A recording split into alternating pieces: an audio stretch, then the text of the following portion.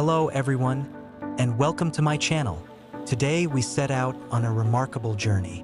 First, we'll head north, onto a massive steel vessel working in icy seas, where towering stacks of pots and disciplined crews haul thousands of king crabs every single day. You'll see how the rhythm of men and machines transforms a dangerous ocean into a floating factory, and how each catch becomes part of a vast supply chain. Then, we turn inland, to warm fields where humble peanuts are lifted from the earth, roasted, and ground into smooth, creamy butter. Two worlds, one story of scale and transformation. Dawn cuts sharply over the harbor. Crew hose steaming water across the deck, ice breaking under the spray, white mist curling upward and drifting into the morning air. Hydraulic drums growl, gauges twitch, hoses shudder. The vessel slowly breathes awake. On a stainless table, gloved hands scoop herring and squid, fill mesh bags, shake, cinch, and stack them neatly into gray tubs that glisten with brine. Along the rail, pots are checked, funnels clear, cords tied, doors pinned, flags taped bright against the wind, each cage marked and waiting. Fuel flows through a heavy hose, pallets swing aboard beneath the crane's steady arm. A pause for safety. The beacon blinks, rings tested, immersion suits pulled from lockers, a checklist scratched with pencil strokes.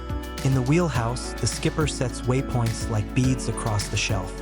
At the call to cast off, lines slip the bits, thrusters churn white water, and the quay drifts back. The voyage begins. The rhythm of the voyage begins at the rail. A pot crouches in the chute, dripping cold seawater. The deck boss lifts his hand. The crew responds without hesitation. The buoy line clips to the bridle, the bait bag is checked once more, and the latch is pinned shut. With a metallic roar, the gate opens and the first pot slides free, swallowed by the sea. Astern, bright floats rise and fall, marking the beginning of a string that will stretch for miles. Another pot is already waiting. Another coil of line flaked smooth in its tub. The pattern builds. Set, toss, prepare. Each man knows his place. Painted zones warn of danger, rollers groan, and hands stay clear of the bite. In the wheelhouse, the skipper taps the glowing plotter, dropping marks like beads across the shelf. Depth icons blink.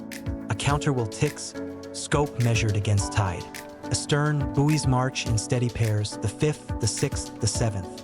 Every few minutes, another pot disappears into the gray steel and discipline stitched into the sea. The waiting ends with a buoy rocking on the swell. Bright paint flashes in the gray water as the vessel leans closer. From the wheelhouse, the skipper studies his plotter, icons lining the shelf, each one a promise. On deck, the crew greases the hauler block, checks the guards, and readies the gaff. A shout, a swing, and the buoy is hooked cleanly. The line runs outside the rail, fed straight into the roller, never touching the deck. The hauler engages. Hydraulics hum as wet rope hisses through steel. Water sprays in bright arcs, dripping from the wire as it races upward. Then the first pot breaks the surface, heavy with life. Seawater cascades, and for a moment, the crew glimpses brown, spined shells clattering inside. The load swings, ice flakes melting under a quick wash of hot water. In the wheelhouse, numbers turn to icons. Time soaked, catch per pot, effort against reward. The first pot swings over the deck, steel dripping with seawater. It tips into the stainless hopper, water crashing down, crabs tumbling after it. The door clangs shut, and already, hands are reaching for bait bags to ready the cage for another trip below. From the hopper, the catch slides onto the sorting table, and spray nozzles keep shells wet and gleaming. Crew spread the animals into a single layer, each one examined in turn. A gauge is set across the carapace. Too small, and it's guided down a chute back to the sea, sliding away with a sheet of water. The wrong sex or a bearing female is released the same way, a quick decision, no waste of motion. Keepers go the other direction, channeled into holding tanks where cold seawater and bubbling air keep them alive. A clicker ticks with each addition, and a waterproof tablet logs the tally in icons only. Bycatch drifts down a separate chute, returned unharmed. Two men pause over one crab, one supporting, the other measuring, nodding agreement before it joins the keep. Now the rhythm tightens into a loop, the deck working like a factory line. At one end, the hauler roars, pots rise dripping from the deep. At the center, the hopper fills and spills toward the sorting table. At the far rail, newly baited cages line up in the chute, waiting to plunge back to the bottom. Beside the tanks, a crewman lifts a hatch, checks the circulation, listens to the hum of pumps, and watches bubbles climb steadily through the cold seawater. Insulated lids close again, condensation streaking across the steel. In the wheelhouse, the skipper reads icons on his plotter. Catch per unit, soak times, yield per line, and weighs where to steer next. A sparse pot comes up, nearly empty, and the bosun signals a shift. A new waypoint flashes across the chart. Another pot tips, scraped clean, rebaited, and shoved back to the chute in one smooth sequence. Counters click, capacity icons edge higher, pumps thrum, engines drive on. The harvest is now a rhythm of steel, water, and discipline that never stops. At last, the voyage turns homeward. The harbor rises gray against the swell. On deck, the crew connects shore hoses, seawater, and oxygen feeding into the tanks until the gauges show steady flow. A crane swings overhead, lifting the first brailer net heavy with live crabs. Water streams down as the load rises, then tips into the stainless hopper waiting on the pier. Inspectors work quickly, lifting a crab, sliding a gauge across its spines, checking the flap beneath. A quick nod, a tap on a rugged tablet, and the animal is sorted forward. Conveyors hum, carrying the catch into the plant where spray bars keep shells wet. Behind them, hoses scour the empty hopper, sanitizer foaming, water running clear. On shore, a surge hopper balances the flow as brailers keep coming. One cycle after another, steel nets rising and dumping, crews above and below in perfect rhythm. In the office window, icons flicker, progress, shifts, trucks waiting. Live crabs enter a cold brine stun, water whispering over shells, valves set to a quiet balance. Then heat takes the stage, a stainless tunnel cooker where time and temperature lift the shells to bright ceremonial red. They glide into a chill, brine drawing down the heat, then a veil of fresh water lays a protective glaze. Air like winter breathes from the blast freezer. Belts carry the crimson arcs through a storm of cold, setting the surface to a clean shine. Now the line divides, 3 lanes, small, medium, large, each cluster finding its weight and place. Clear pouches rise to the vacuum sealer, air drawn out. At last, the reason why. Steam curls over a platter as butter and garlic gild a leg. Tagliatelle twirls beneath lemon cream while sweet strands of king crab crown the bowl. From steel and cold to warmth and plate, the voyage is complete. At the break of dawn, a blanket of mist rolls across endless fields, and the first light reveals neat rows of peanut plants stretching toward the horizon. Tractors have carved these rows with care, so every stem has its place, every root its chance to grow strong. As the sun climbs higher, droplets of dew sparkle on fresh green leaves, and yellow blossoms open, fragile yet vital. Bees arrive, buzzing from flower to flower, carrying life from one plant to the next. Then, in a moment unlike any other crop, the blossoms send slender pegs down into the soil, hiding the promise of peanuts beneath the earth. Underground, unseen pods slowly swell, nurtured by roots that spread quietly in the dark. Above, irrigation lines whisper streams of water, balancing growth with measured care. Farmers crouch low, testing the soil between their fingers, feeling whether the land is ready to give more. Bright yellow traps sway in the breeze, silent guardians against pests. From above, the geometry of green rose paints patterns across the land, while clouds drift by, shading the fields like moving brushstrokes.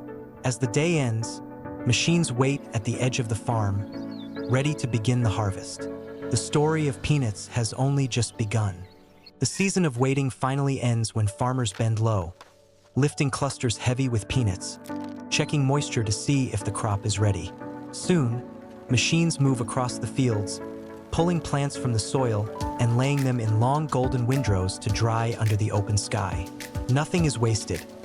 Careful eyes check the ground for pods left behind, ensuring every nut finds its way home.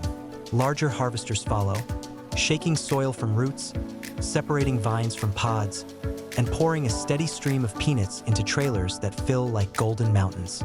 Back at the farmyard, fans stir the air, sweeping away leaves and dust, leaving cleaner harvests behind. In drying sheds, warm, controlled air draws out the last traces of moisture, locking in flavor and preserving quality. Farmers crack pods by hand, testing dryness, satisfied when kernels snap cleanly. Then the journey continues. Burlap sacks stamped only with a simple peanut symbol are stacked onto pallets, hoisted carefully into waiting trucks. At the gates of the factory, samples are drawn and tested, a ritual that guards both farmer and processor. Finally, tons of peanuts tumble into vast receiving hoppers, dust rising, the raw harvest now ready for its transformation. Inside the factory, the peanuts journey begins with careful cleaning. Vibrating screens shake away sticks and stones, while tall aspirators draw leaves and dust upward, letting the heavy pods fall clean below. Hidden magnets catch stray bits of metal, protecting both product and machine. Next, shellers crack the pods apart, dividing fragile skins from the kernels within. On separating tables, streams of pale kernels slide one way, while flakes of broken shell drift another. Sophisticated color sorters scan each kernel in flight, a burst of air removing those that fall short. What remains is the heart of the harvest. Clean, bright peanuts, ready for heat. Conveyors deliver them into massive roasters, where controlled waves of hot air transform raw kernels into golden, aromatic nuts. Workers check samples through small doors, examining color and aroma with practiced eyes. From the roaster, peanuts cascade onto cooling belts, air rushing up to lock flavors in place. Red skins flutter away inside dry blanchers, leaving smooth kernels beneath. Finally, a gravity separator divides delicate hearts from the strong, full kernels. The raw harvest has become a uniform, roasted treasure, waiting for its final transformation into peanut butter. The roasted kernels, uniform and golden, now begin their transformation into butter. First, they pass through coarse grinders, breaking into a thick paste still dotted with small pieces, a texture that hints at what is to come. From there, warm jackets guide the flow, controlling consistency so the mass remains steady. At the heart of the process, high shear mills work with precision, turning the paste into a smooth, creamy ribbon that folds onto itself without interruption. In sealed mixing tanks, the butter swirls in constant motion, and through hidden funnels, just the right touch of salt and sugar is added. A thin stream of refined oil joins, binding the mixture into a uniform body, while stabilizers ensure it will remain spreadable over time. Under vacuum, bubbles collapse, leaving only a flawless surface. Inline homogenizers polish the texture even further, refining mouthfeel to its final state. Before moving forward, a technician lifts a spatula, and the butter drapes slowly, forming a mound without breaking. At this moment, humble peanuts have truly become peanut butter, thick, golden, and ready to be packed for the world beyond. The peanut butter, now perfected, flows into clear jars that travel neatly along the conveyor. Each rim is carefully wiped clean, a simple gesture that keeps every seal secure. A thin foil membrane clings tightly to the jar's mouth, inspected with care before the plain cap is twisted firmly into place. Soon, the jars wear neutral labels, blank yet orderly, symbols of a product that speaks for itself. A scale quietly checks the weight, diverting the rare jar that falls short.